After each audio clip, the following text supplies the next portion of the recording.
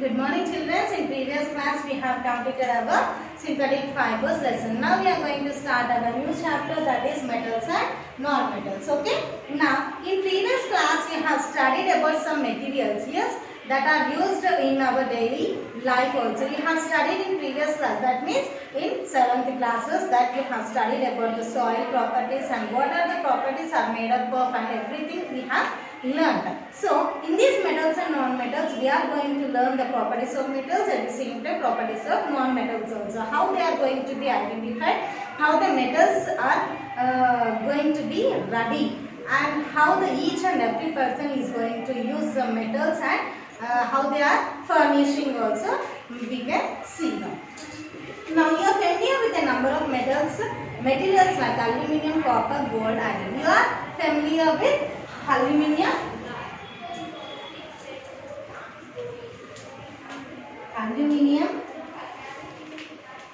copper,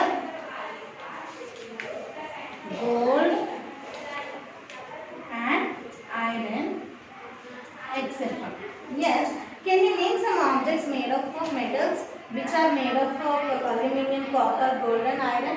Nana, if you can see the aluminium, if you can see that mostly in buses, Nana. Copper, the sum of a copper is used in the gold. You can see the gold, yes, these materials we can wear, and without copper mixing we can't get any design of gold. And also iron we see most of them doing some of iron things also we can see, yes. And you can observe the figure 1 here. You can name them with the metals from which the objects are made. Here the figure 1, it is here given, here the ornaments and also bucket and the given some of the axe like that. Yes, these are the metals which are made up of aluminium, silver and also copper and mercury also. Some here we can see some of the mercury. Mostly mercury can be seen in the thermometer and tiny part till mercury. Iron or axe. Yes. Then do you think that steel is a metal? No. Let us learn this properties of metal so that you are able to answer these questions at the end of the chapter. You also will be learn about this chapter of the materials called non-metals also, which are metals also. Okay. Now observe carefully that the materials have given. We try to find two groups, then discuss and compare them in detail in this chapter now. Okay, what are the physical properties? What is the physical properties? Before we start this section, we need to collect some of the piece of iron nails and copper, zinc, sulfur, aluminium, carbon, magnesium and iodine for carrying out of activities. Nana. For this, to know the appearance, we means because we are going to collect some of the, just to collect aluminium,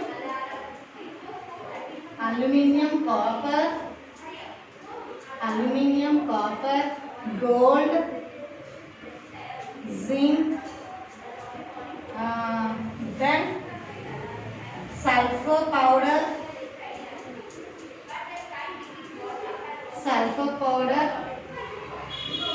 magnesium, phosphorus, mercury. Some of the things you are going to collect from these. What is the appearance we are going to collect? See, when you see the aluminium, copper, gold, zinc, sulfur powder, magnesium like this, some of the materials, if you observe that, how they are going to be observed? If they are observing a bright thing, if you see some mercury shines, yes, it shines, and the copper, if you observe, if you keep the copper and mercury near to that, which is most shining, the shining particle reflects light, is called lustrous material, and materials do not shine is called non-lustrous. From these materials we can say that which is shine means the shining material, and also which reflect light is called lustrous material. called lustrous, and which is opposite to lustrous is that which do not reflect, which do not reflect, is called non-lustrous. Everyone remember, this is for 2 marks. You can write easily. Yes, that lustrous means the brightness, the material which have bright surface and which reflect light is called lustrous, and the material which do not have bright surface and which do not reflect us is called non-lustrous. Understood? This is for 2 marks. Everyone remember, write a definition in your classroom. So, by this appearance we can say the color and also some materials also. See, in table 1, they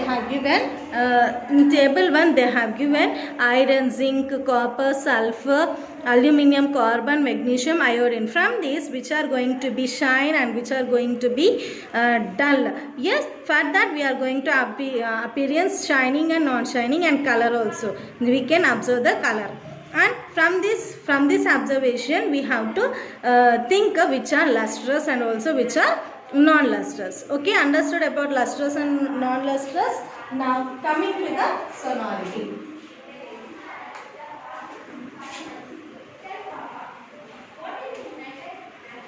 Sonority. Try to complete that table, Nana. You should observe that each and every appearance of a given material. So you can write shining and not shining, and also color also we can measure. Okay, we can write there. Okay. And what is sonority? Sonority means while Aryan was carrying a geometry box, he slipped and fell down. He noticed that the box made a ringing sound when it hit the hard floor. See, sonority means, for example, I am throwing a chalk piece, Nana. I am throwing a chalk piece. It gets any sound? We see a soft sound only, but when you throw a iron box or any geometry box, if you take a box or anything, if you throw that, we hear a sound like a bell. We hear a sound like a bell, which is nothing but a sonority. So take up some of the materials and observe which are hearing like which can be listened like a bell sound. It is nothing but sonority, and which doesn't hear like a bell, they are non-sonority. Okay. Here also they have given table. Try to complete. Then lustrous, sonority are the properties associated with the metals, but there is no need to all the materials should pass through the property, Nana. So here malleability. What is malleability?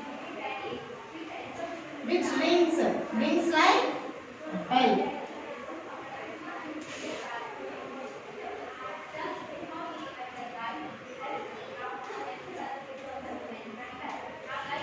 Malleability. So what is malleability? So malleability you can observe that mostly in the blacksmith only. That blacksmith he works iron piece repeatedly. He is going on beating. Nana. So when you take a piece of iron, when he was repeating a beating on a iron. So when he was going on repeating that. So some materials which change the shape. So some change in the shape is nothing but malleability. Okay. Now here I'll just take the sum of the materials and you just read them. Which shape changes are called malleability. Okay. Ductility, Nana. You can see the figure here.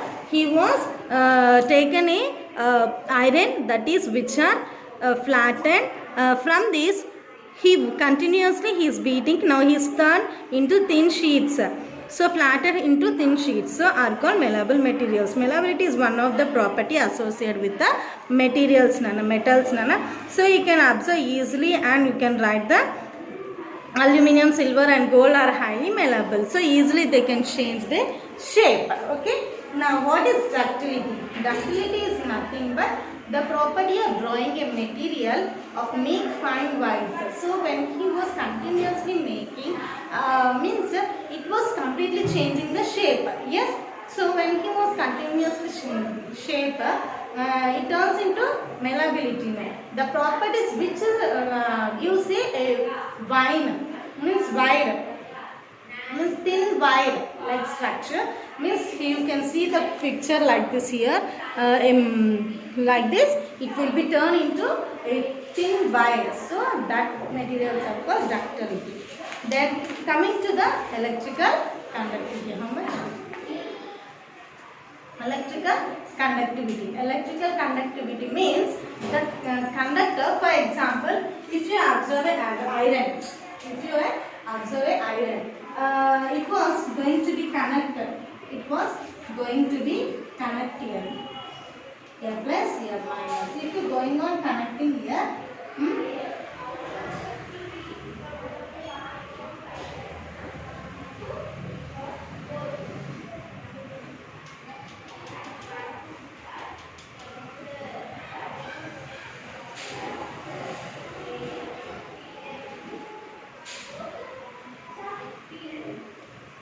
yes, when you connect plus or minus, when you connect a wire with the iron, if you keep another material here, if like a paper doesn't have any electrical conductivity, so it doesn't pass any current through that. So when you keep an iron here with the wires here, when the bulb glows, how we can know that bulb glows? The light is passing, the electrical lights are passing from the material. So when if it is not passing the electrical current, if it is not passing, the bulb doesn't glow. So when the bulb glows, the electrical conductivity knows that bulbs glow. That is, it is an electrical conductivity.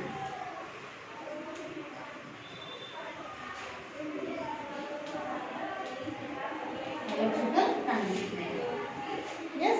Now we can see the heat conditions. What are the heat conditions?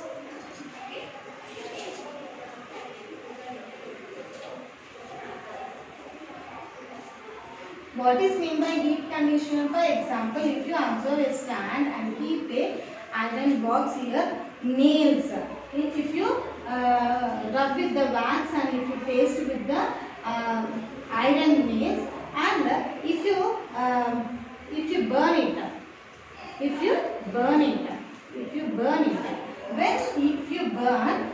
the irons will be falling down. When irons are falling down, we can observe that, we can say that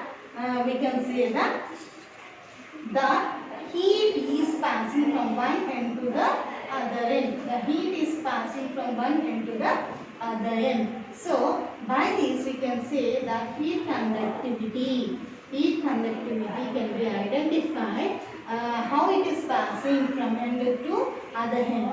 When the heat absorbed from one end, it is going on melting to the other points, where by easily you can observe that the melting point of wax. The wax is when the heat is produced, the heat is absorbed by this.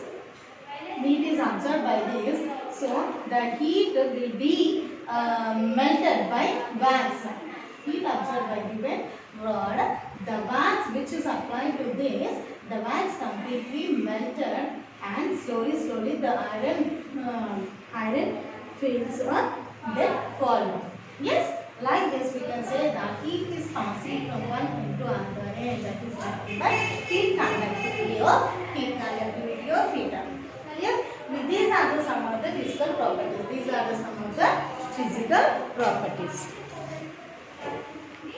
are the some of the physical properties. Now we see the chemical properties. That is, chemical properties, they are quietly reliable, Nana. They are quietly reliable. The properties of better indicators of this metallic or not. So let us see some of the chemical reactions. Reactions with the oxygen, reaction with water, reaction with metals. How we can know reaction with acid? Yes, okay.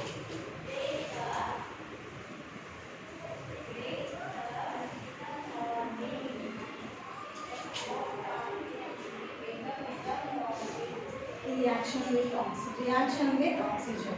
To know the reaction with oxygen, how we can know reaction with oxygen? When it can be seen here, there are three observations, Nana. Three observations here. So you can observe here. Here the bottle it is filled with some of the collect of ashes of magnesium in each tube and add some distilled water to a test. So the test solution will be red and blue litmus, Nana.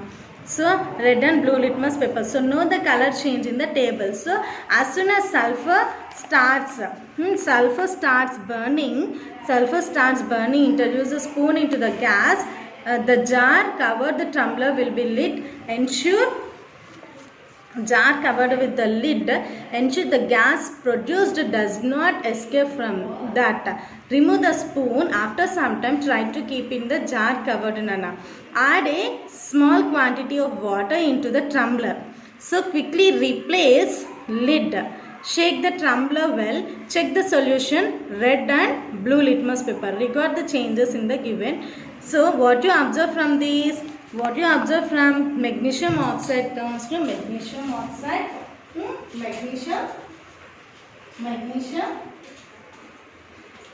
plus oxide. Magnesium plus oxide turns to gives rise to magnesium oxide. Yes, Mg plus O gives rise to magnesium oxide. Then sulfur oxygen. Then sulfur plus oxygen or oxide gives rise to sulfur dioxide. Sulfur dioxide. Sulfur gives rise to sulfur dioxide. Yes, all the products in the reactions are oxides, Nana. So, but they are in the same nature. But magnesium turns into red litmus to blue. The oxide sulfur blue litmus to red. It is red litmus to blue. Red to blue. Here it turns to sulfur turns to blue to red. Yes. From this knowledge, you can say that magnesium oxide is basic and sulfur is acidic. From this red to blue, it is a basic in nature, and sulfur acidic in nature. You can reveal while reacting with the oxygen. You can see others also. What is the nature they are acting. So in our body, a metal and non-metal, how much most of the human body is made up of water? It is of water. It doesn't surprising the majority of human body. Mass is the oxygen. Carbon is a basic unit of organic molecule is a second. 99% of mass of the human body is made up of just 6 elements. So oxygen is 65%, carbon is 8%, 18%. Hydrogen is 10%, nitrogen is 13%, 3%, calcium is 1.5%, phosphorus is 1.0. Can we decide whether our body is a metal or non-metal? So everyone see this, everyone clearly you learn this is the most important you can get in the choose the correct answer. Most of the our human body, how much it is going to be, contained. The water is so here the carbon is basic organic molecule is the second. 99 in human body is made up of 6 elements. They are oxygen, carbon, hydrogen, nitrogen, calcium, phosphorus. Yes, how much percentage they are going to be found in our human body? About 65 oxygen, about 18 carbon, about 10% hydrogen, nitrogen about 3%, calcium 1.5%, phosphorus 1.0. So by this we can say that it is a non-metal or metal also by changing the given how much amount of water is present in our body. So when rusting of metals, what is rusting of metals? Yes, rusting of metals. See for example, rusting, how rusting will be applied? Occur on a metals. How it occurs on a metals? For example, if you take a window, Nana, when a newly window is ready in the room, so if it is reacts with air, that is hydrogen, which is reacting with air, oxygen, when it is reacting with the oxygen, it completely it changes the color. So that's why we apply some of the paint to that. When it comes a newly, so we will be keeping a paint to that. So whenever it reacts a newly made iron, when reacts with oxygen, so it completely changes its color. So by that rusting will be seen on the metals. Okay, now we can see a iron rust more in the windows, and also we can see on the nails when it is reacting with oxygen. Yes, when it reacts with air. So some of the metals which can be seen as iron things will be painted soon. So by that, when it reacts with oxygen also, we don't see any changes and the color doesn't change. So it doesn't give any dullness. So when we paint it, if it reacts with oxygen also, it gives a brightness in that, and when we see that, it looks good inside. So like this, rusting of metals can be seen in the given metal. So like this, you can see other metals also, and you can check that, and you can complete the table number. And in remaining class, we complete remaining class. Okay, thank you.